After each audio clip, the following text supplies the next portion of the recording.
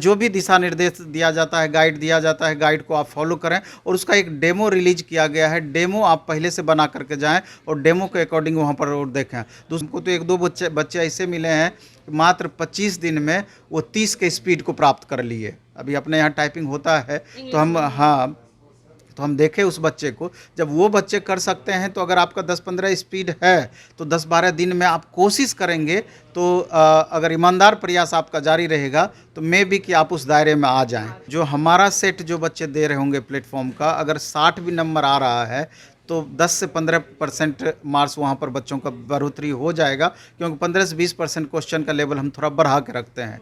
तो जो जनरल के बच्चे हैं तो 60 आ रहा है तो वहाँ 70 प्लस उनका आएगा ही आएगा, और जिस समय 70 प्लस वहाँ पर हो जाएगा तो निसंदेह मानिए कि मैक्सिमम संभावना रहेगी कि आप कट ऑफ के दायरे में आ जाइएगा। लेकिन अभी कोशिश करना है कि एक सेट सुबह एक सेट शाम हम बनाएं और पहले के पढ़े हुए चीज़ को मैक्सिमम हम रिवीजन लगातार करते रहें, रिवाइज करते रहें। नमस्कार, आप देख रहे हैं लाइव बिहार। मैं आपके साथ रूपम। अभी लगातार एग्ज़ाम है और एग्ज़ाम को लेकर मैं नवीन सर के पास आई हूँ। 30 तारीख को साइको का भी एग्ज़ाम है, फिर टाइपिंग का है और उसके बाद अगस्त 17 से ग्रुप डी का भी एग्ज़ाम चलने वाला है। उसको लेकर बच्चे कितने तैयार हैं, किस तरह से तैयारी कर रहे हैं। सर भी लगातार उन्हें ऑनलाइन पढ़ा रहे हैं, ऑफलाइन भी पढ़ा रहे हैं, और जो हमारे साथ जो स्टूडेंट जुड़े हुए हैं उनके लिए मैं फिर से नवीन सर के पास आई हूँ। नवीन सर, सबसे पहले तो आपका लाइव बिहार में स्वागत है। धन्यवाद आपका, और आपके जितने भी दर्शक देख रहे हैं मेरी तरफ से उनको सादर प्रणाम। और सर मुझे ये बताइए कि अब इतने सारे एग्ज़ाम हैं, अब बच्चे कंफ्यूज भी हो जाते हैं। सारे एग्ज़ाम तो वो भरे हुए ही रहते हैं कि सारा कुछ एग्ज़ाम उनको देना है, अब कैसे कैसे हर चीज़ का तैयारी करेंगे? नहीं, बच्चे कंफ्यूज नहीं हैं। एक्चुअली में मैक्सिमम बच्चे कॉमन हैं। बेरोज़गारी का जो स्थिति है तो बच्चे को पहला प्रायोरिटी होता है कि जैसे भी हो हमको जॉब चाहिए, और पिछले लगातार 3-3.5 साल से बच्चे लगातार तैयारी करते आ रहे हैं, और लास्ट मोमेंट में अब उनका फाइनल स्ट्रेटेजी जो इतने दिनों तक वो बनाए होंगे, उनकी परीक्षा की घड़ी आ गई है। चूँकि मान लीजिए कि 30 तारीख से पहले रेलवे स्टेशन मास्टर पोस्ट के लिए साइको होना है, 30 से मात्र 2-3 दिन अब बचा हुआ है। 12 से फिर टाइपिंग होना है, 17 से फिर ग्रुप डी का एग्ज़ाम होना है। तो इसमें मैक्सिमम बच्चे कॉमन हैं। सबसे पहले तो मैं जो बच्चे साइको देने के लिए जा रहे हैं, बहुत बच्चे आज से निकलना स्टार्ट हुए हैं। हालांकि इस बार रेलवे का सबसे बड़ा खासियत रहा कि ये बहुत नज़दीक में सबका सेंटर दिए, मुश्किल से 50 से 100 किलोमीटर के रेंज में सारे बच्चे को रखे। तो रेलवे अपने हिसाब से समझिए बहुत फास्ट हुई है, और जितने भी समझदार भी हुई है, या जितने बच्चों का जो डिमांड रहा है इस बीच में, तो मैक्सिमम वो फुलफ़िल करने की कोशिश कर रही है। इतना बड़ा जो जनवरी में आंदोलन बच्चों का हुआ तो उसका पॉजिटिव इफ़ेक्ट अब आकर के दिख रहा है। तो खैर जो भी हो, तो सबसे पहले मेरा होगा कि जो बच्चे साइको देने के लिए जा रहे हैं उनके लिए शुभकामनाएं कि आप अच्छे से जाएं, और चूँकि इस बात को ध्यान रखें कि इतने दिनों तक जो आपने मेहनत की है, वो जो आपका 30 से 40 मिनट का समय, आपका 40 से 50 मिनट का आपको एग्जामिनेशन हॉल का समय होगा, जो पांचों बैटरी का जब आप टेस्ट देंगे तो वहाँ का कंसंट्रेशन आपके लिए महत्वपूर्ण होगा, क्योंकि वहाँ थोड़ा सा भी अगर आपका कंसंट्रेशन बिगड़ता है तो उसका खामियाजा आपको भुगतना होगा, क्योंकि पांचों बैटरी में क्वालिफाई करना बच्चों को ज़रूरी होता है। वही चीज़ होता है कि चूँकि आपका अटेंशन कितना ज़्यादा है, बच्चे तो सारे क्वेश्चंस को सॉल्व करते हैं, लेकिन एक्यूरेसी के साथ मैक्सिमम क्वेश्चन हम कैसे बनाएं बहुत महत्वपूर्ण है। इसलिए और एग्जामिनेशन हॉल के अंदर का माहौल बहुत महत्वपूर्ण होता है कि किसी भी तरीके से आपका वहाँ डिस्टर्बेंस नहीं होना चाहिए।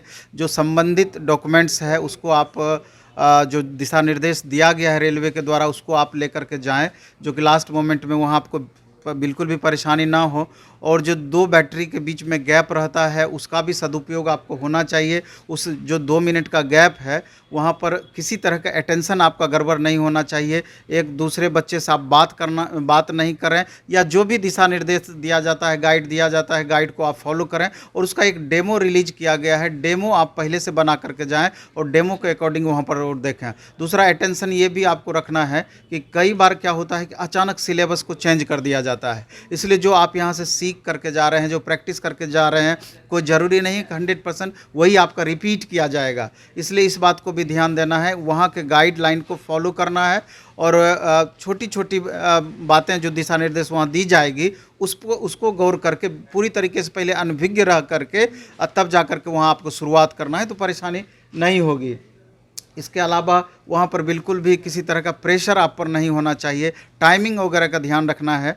तो कुल मिलाकर के जो बच्चे प्रैक्टिस किए हैं उनको ये बात सारा पता है, लेकिन अटेंशन के लिए हम इतना बातें आपको बताए। इसके बाद टाइपिंग से रिलेटेड 12 से टाइपिंग होना है, तो 80% ऐसे बच्चे हैं कि रिजल्ट आने के बाद या जब उनको लगा कि मेरा रिजल्ट अब लगता है कि आ जाएगा तो जा कर के टाइपिंग स्टार्ट किए। तो 80% बच्चों को टाइपिंग को लेकर के परेशानी है। तो इसमें हम 2 बातें कहना चाहेंगे। पहले कि जिन बच्चों का गैप कम है, जिनका 2 नंबर ही ज़्यादा है, 3 नंबर ही ज़्यादा है, 5 नंबर ही ज़्यादा है, वो बच्चे भी टाइपिंग निश्चित रूप से देने के लिए जाएँ। चूँकि लेवल 6 और लेवल 5 के 100% बच्चे लेवल 2 में भी कॉमन हैं, तो जब उनका ऊपर के लेवल में कन्फर्मेशन बढ़ेगा या होगा तो नीचे का प्रेशर घटेगा, तो इसलिए लेवल 2 वाले को वहाँ मैक्सिमम फ़ायदा होगा। 80% बच्चों को टाइपिंग में परेशानी होगी, तो जो बच्चे टाइपिंग इधर जिनका बेहतर है इस चीज़ का भी लाभ उनको मिलेगा। तो ओवरऑल देखें कि अभी 10-12 दिन 14 दिन का आपके पास समय है, इस बीच में और ज़्यादा इम्प्रूवमेंट के लिए आप प्रयास करें।